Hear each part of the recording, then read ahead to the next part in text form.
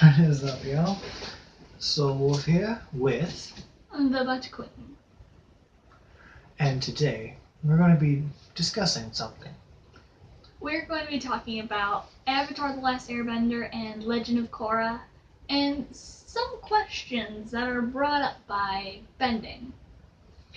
Okay, so going to try to put this in the description below. We made a Prezi, so you can follow along if you want, if we can put it down there. Also, humongous spoiler alert. I tend to just talk, so. And I'm the same, I tend to just talk. We are going to be going all over the series from front to back, upside down, inside out, everything.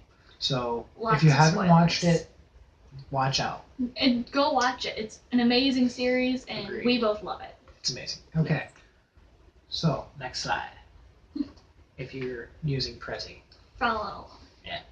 Going to start out with the basic with 4 elements and the sub-bending. So the 4 elements, water, earth, fire, and air, all have, those are the main ones. We're going to talk about sub-bending that has been shown. First off is water. We have ice bending, which is bending water that's in a frozen form. Blood bending, bending the water within a person's body to basically control them. Swamp bending, kind of the same, but it's using the water within vines to make them move. Kind of spirit appeasement, kind of more in Legend of Korra. Basically have 2 streams of water wrap around an anchored spirit, use some spirit voodoo, I don't know, and calm the spirit down. And last but not least, healing. Of course, as we see multiple times, waterbenders are the primary healers. Next slide. Earth. My favorite. The sub-bending for Earth is metal bending. Moving the impurities in metal, the earth within the metal, not the metal itself. Sand bending, moving sand. Mud bending, yet again moving the impurities within, not impurities, the earth, dirt, mud, in the mud. And last but not least, in Legend of Korra, you see lava bending. And with lava bending, it's not just moving lava, it is making a rock, turning it into lava, and then also solidifying it back into rock. Next slide. Onto fire. His favorite. Debatable, but mainly. Some of the sub-bending for fire is lightning bending, which Avatar: Last Airbender made it one character could produce lightning, Azula, and Iroh had to teach Zuko how to redirect it. And those were the main parts of lightning. In Legend of Korra, we see that it's become much easier to lightning bend. At least with smaller amounts. If you want the big lightning, you still need to go through the intricate movements and go through all the training for the bigger ones. And be very careful with it. Smaller ones are easier to control and produce. Next is kind of iffy, we're putting in fire because firebenders are the ones that seem to use this more. Actually, the other ones that seem to use it is combustion, such as Sparky Sparky Boom Man or Combustion Man or Combustion Woman in Legend of Korra, where they basically have a third eye and they can use it to project something that we do not know that causes explosions. My question is, was that eye always there or was it tattooed on? That is a good question. And using fire, this is a way to use it more of an ability. Using it as a propulsion out of hands and feet to move yourself in the air, basically fly. Like Iron Man. Yeah. And this one, healing, with using firebending is mainly disturbances, kind of, like finding anything wrong. Disturbances within the body. This is shown in Legend of Korra, and they never really touched on what it was. They just showed it happening. The old lady sage come up, and then instead of pulsing blue when they use waterbending for healing, it pulsed red throughout her body. Next slide. Onto airbending. Not really that much there. There's cloud bending, which could be both water and air bending combined. Which we see Aang and Katara do in multiple episodes of Avatar: The Last Airbender. Flying, and now you're thinking, oh, that's an ability that doesn't count, but this flying is not glider flying.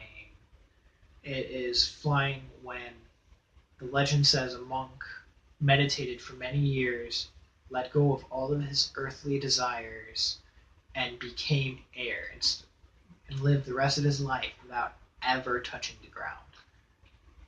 And we see one of the villains in Legend of Korra access this when his final earthly bound, his lovely combustion woman, combusts. He loses her. He lets go of all The sorrow, everything, and he creates this ability to just fly. He's pretty much air. Next one is basically weather controlling, not just clouds, but more like tornadoes, as we see multiple airbenders come together and do this in Legend of Korra. And the last one, this is also a spoiler, I'm doing a spoiler within a spoiler. Suffocation. The same villain that did the flying found a way to remove the air from a person's lungs and have it swirl around their head and suffocate them. Very similar to what waterbenders could do to, like, plants, taking the water out of plants. Only he takes the air out of a human's lungs. Yes. Next slide. And this one, I will turn it over to the Bootylicious Butt Queen. I don't know. Thank you. For a little bit. These are some of the theories and questions that we came up with while watching Legend of Korra. And also looking back on when we watched Avatar: The Last Airbender. So, with waterbenders, they can obviously bend any liquid, really. We see them bending perfumes, ice, snow, even, like, some poisons. Obviously not the poison in Legend of Korra, if that was a metal-based poison, whether it be magnesium, lead, or mercury. But the concept stays the same with forcing a liquid into the body. They're able to bend blood. They could really bend any liquid. Their powers are almost limitless. It's a little concerning. A little bit. And earth bending. I absolutely love this.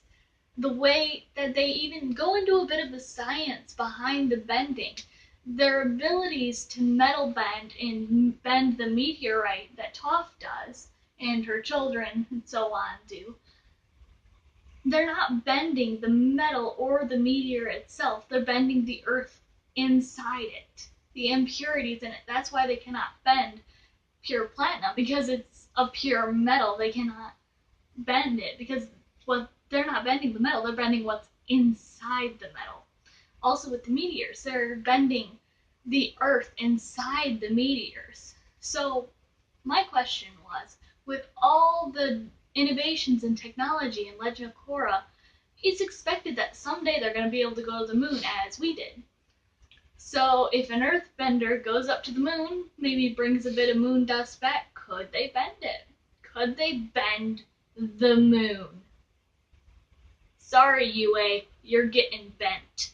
Ooh, would they have to take a waterbender up? Because that's UA's spirit and stuff.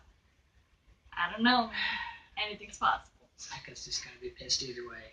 He's dead, it doesn't matter. Oh, it matters. Okay, now on to firebending. Is it plasma or is it gas? No one, even in our world, knows what fire really is. Many speculate that it's a form of gas. And we all know that the sun is a big burning ball of gas, as all stars are, and blah, blah, blah. So, could they bend the sun? It's fire, technically. If they could just somehow get closer to the sun, could they bend it? And their powers are stronger during the day when the sun is out, due to, fire. Also, it brings the question, could firebenders evolve to bending light? Light comes off from fire and the sun and all that. So could they evolve to bend light? Now, moving on to air. Airbenders don't just bend oxygen or one specific thing in the air. They bend all of the gases, all the natural gases in the air. In fact, we even see Tenzin's second youngest child, Milo, bend his farts. He airbends his farts Even in battle. to knock out an opponent. It happens. It happened. So that just proves they don't just bend the air around them, they can bend gases from within their own body. And I mean, we even see with Aang, when he burps, when he sneezes, the air that comes out of him is very strong. And that's not just, the air around him, it's from within him. So, how far are their limits? And with more airbenders coming up, this brings up a whole nother question. If someone was the proper age and knew the cycle of the avatars, could someone fake being the avatar if they're an airbender?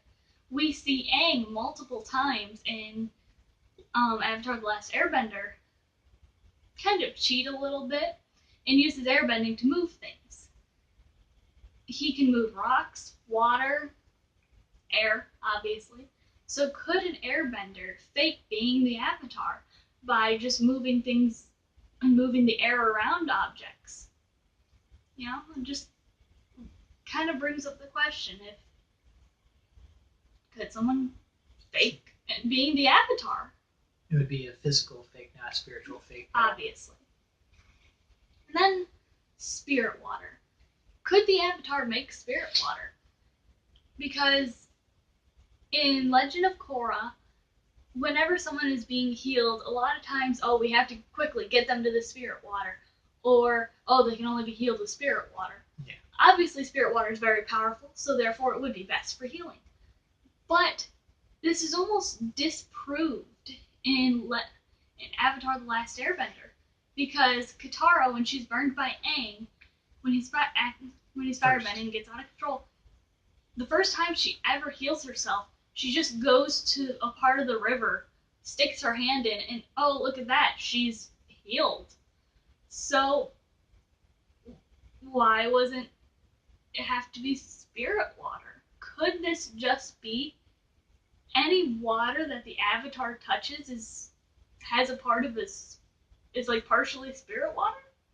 I guess. Kind of blessed-ish. Yeah, like blessed in a way by the avatar, therefore making it partially spirit water.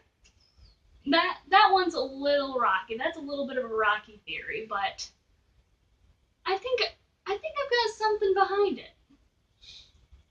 Next slide. On to the next slide. And the last slide. Would you like to discuss spirit bending? I'll take flora and training. Okay. So, spirit bending. It's not as simple as it sounds. It's not bending a spirit because spirits are their own beings. It would be terrible to try and bend them, and honestly, I don't think it'd be entirely possible by anyone but the avatar. Because in Legend of Korra, we see her open up portals, we see her Reverse that canon. reverse the canon. We see her bend spiritual energy. So obviously this would be something possibly only the avatar could accomplish. So could spirit bending become something we see if there are ever more seasons released? Please, Nickelodeon. Okay. Focus on this for now. Yes. Sorry. We can write those emails later. Okay, so going back to my whole firebending theories. Light or shadow bending, could that develop? Because as I said, the sun, creates light, as you can see by my window. And, shadows and all that stuff. Fire creates light, so could firebenders eventually become light benders? And I think shadow benders would just, maybe be formed out of chaos or something. It's definitely something kind of like a yin and a yang thing. If there's a light bender, there has to be a shadow bender. There has to be equal amounts. There has to be balance within the world as seen in Legend of Korra. So, you wanted to take flora bending? Yes. My little flower child. Grr. Flora bending would be an evolutionary trait of swamp bending Or water bending. But instead of controlling the water within the vine, they would be able to control the vine itself, or a flower, petals, leaves, stems, the entire part of vegetables. A flower. Yes. Vegetables. Eat your veggies. Anyway, so it'd be like if you're in a field, you can just make flowers appear. If you could make the flowers die, you could basically control the plants, their life cycles, their growth patterns. This would also bring up the topic of someone who can bend life and death, which I think if God. Yeah, I think if we went too into depth with that, we'd end up creating a bending god, which would be slightly terrifying. It's something far more powerful than the Avatar could ever do. Okay. Oh, my favorite thing to talk about regarding this: heritage, parents, and genetics within all this. Get a little scientific here. So, for anyone who's not super familiar with the way genetics work, sorry. But we see in Legend of Korra that people didn't always have bending. It was given to them. Wonderful backstory. Yes, amazing backstory. And we also see that bending is still given in Legend of Korra with the new Airbenders. So obviously, genetics only play a small part of it. There's also a spiritual part in it. But I'm going to look more at the genetic side. Those who already have bending in their blood. So we see Avatar, Aang, and Katara. They get together. Yay! Finally. I know, right? And then they ended up having 3 children. Boomy, who is a non-bender. Kaya, or Kaya, however you like to pronounce it, who is a waterbender. And then finally Tenzin, who is an airbender. So from an airbender and a waterbender, we get non-bender, waterbender, and airbender. We'll get to that in a second. Yes. And then Tenzin marries Pema, a non-bender. They have 4 children, 3 that we know are airbenders. The baby is still a baby. Baby's still a baby, we don't know yet. And then also in Legend of Korra, we see Mako and Bolin, 2 brothers of earth and fire parentage. Mako has firebending, Bolin has earthbending. But Bolin later develops lava bending. So one thing that I want to look into a little bit more, could the reason he develops lava bending be because of his fire bending heritage? As well as earthbending, a combination of the two. Because lava, as anyone knows, is very similar to fire. But also a liquid form of fire. It's almost like a liquid form of fire. Like lava, magma, all that jazz. It's also a liquid form of earth, however. It's also a liquid form of earth.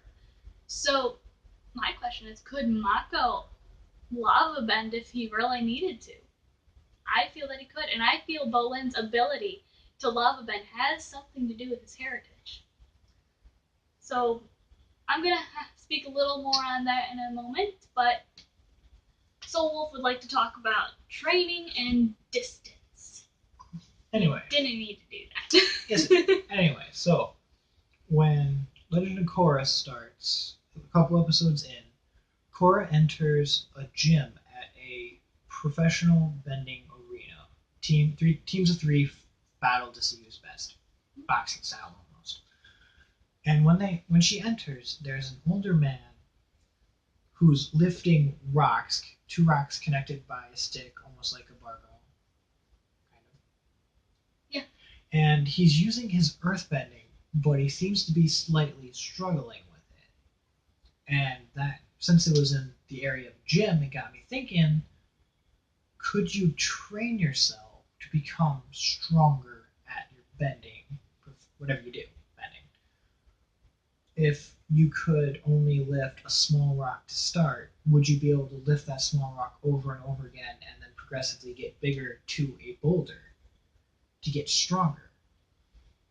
And this also ties in with more of a distance problem, because I see this a lot with earthbenders more with distance. Um, they have to be touching the ground more often to move it. You don't really see earthbenders stop a rock in air when it's coming at them. We see this on occasion, but not usually either often. They dodge it, put a rock to block it, or if you're a badass like Toph, you just catch it and throw it to the ground. Or like catch it and bite it like the boulder. Not a good point. Anyway. So with the training, would you be able to move stuff at a greater distance and not have to touch it to move it at the beginning? Because as we see with earthbenders, yes, they stomp on the ground, the rocks come up, and then they move and they float for a second before they are moved. So there's no need for 100% physical contact, but it is needed to initiate it, to start it. Oh, don't forget about Combustion Man and Combustion Woman. Oh yeah, because they have range and accuracy with how far of a distance they're able to blow things up. Combustion Man, when we see just how extreme the distance he can fire. Boom, boom. Yeah, there's a canyon between him and Team Avatar. And yet he's still able to hit with extreme accuracy. Or like Combustion Woman, who is in an airship flying around the temple and basically doing air support for the bad guys, which is a little bit on the ridiculous side for range. And her accuracy, both of their accuracy, is astonishing. The only time they miss is when someone dodges. Mm-hmm. And they rarely miss, unfortunately. Now, this final topic is a little broad because I'm talking about benders, non-benders, and me. Not you. We don't live in that world, unfortunately. But really, anyone. Could anyone bend?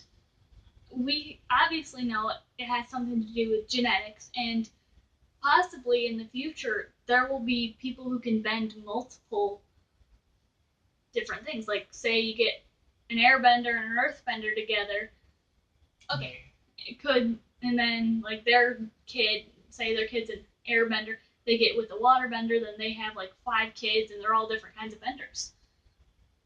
So, could anyone bend? Because it's obvious from Avatar 1's story that the first Avatar, that bending was given to the humans. By turtles. Yes, by giant lion turtles. Beautiful creatures. Stunning. Majestic. Anyway, it was given to the humans. But as everyone in our world at least knows, we're all like 42nd cousins or 47th cousins. Because everyone is connected. Everyone is connected. Therefore, because the Avatar world is even smaller than ours, everyone is even more so connected. So that means it's very rare for a family not to have a bender within their family at some point. The lineage. In the lineage at some point. Ancestry lineage, either way. So my question is, could there just be non-benders? One, obviously genetics takes part, but there is the spiritual side to it. Could it be they can't bend because their chakras are just blocked? Madipu. If they, theoretically, if one of them meditates enough, unlocks the chakras. With the help from a guru. With help from guru, unfortunately not Guru Patik. But possibly a guru. Would they be able to bend? I believe it's possible. because, well, one, genetics, and two, the airbenders that are brought in Legend of Korra. They, many of them started off as non-benders, and they developed airbending because many say spirits chose them or harmonic convergence or whatever resulted in it. But I feel perhaps the spirits or whatever bestowed this upon them because many of their chakras were unlocked in a way. We see with the villain, the leader of the Red Lotus guy, sorry, I don't know his name, he was meditating for years in there. He understood a lot of the airbending legends, and one could assume that he possibly unlocked his chakras, and therefore that's why the spirits almost chose him for airbending. So yes, it has something to do with spirits, and yes, it's genetics, but I think anyone could bend. That's all we have. So everyone, stay safe and have a glorious day. You are way too. Yes, I am. Have a great day.